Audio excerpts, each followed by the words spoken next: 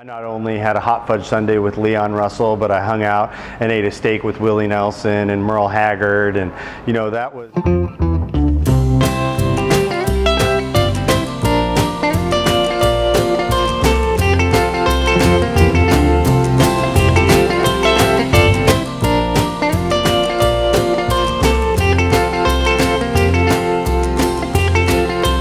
Tijuana's Long Bar in Irvine. I was actually an owner there for 9 years. We opened up in Maui. I had 2 restaurants in Maui as well. Before that, I was the Crazy Horse Steakhouse and Saloon off the 55 freeway. Is where I cut my teeth in the restaurant business. Sid's Steakhouse in Old Newport on Old Newport Boulevard, and the Blue Beat. Geez, what else? On the Rocks in Redondo Beach, Bonaventure Brewing Company, Belmont Brewing Company, just recently in Long Beach. And before that, I started out in Sarducci's Cafe in San Juan Capistrano back in '87. Was my first kind of bussing job out there. He was a very interesting and stubborn owner, to say the least. For those of you that don't know Sid's was a tiny little steakhouse restaurant on Old Newport Boulevard. It had no windows to it. None of the tables and chairs matched. None of the silverware matched. If you were a bartender, you had to bring a 40-pound bag of ice in for shift. If people called in and asked for directions, if you basically were told to say, if you don't know where we are, don't come, and hang up. And that's what we did. There was no sign out front. It was a brown building. At night you couldn't see it, so it had to be word of mouth, and someone had to show you where it was, and every night the place was packed.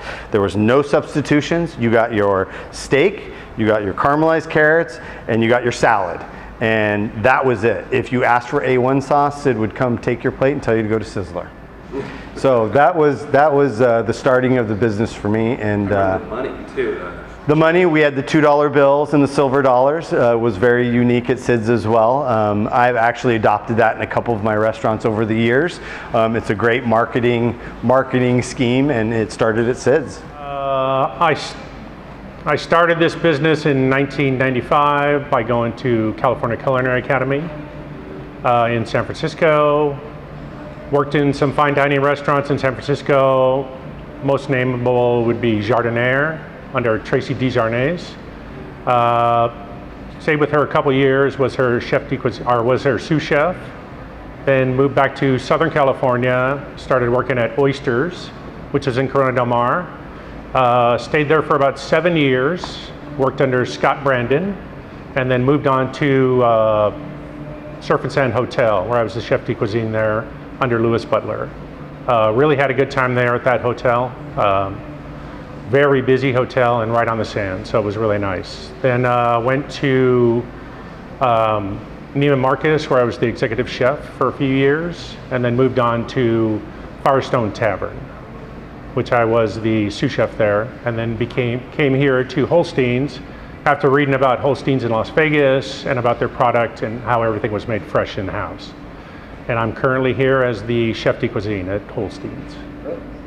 Every operation is different. You know, this operation was different, not only for the clientele that are coming in here to South Coast Plaza, but the staff that they had here and the rotation of staff that we had.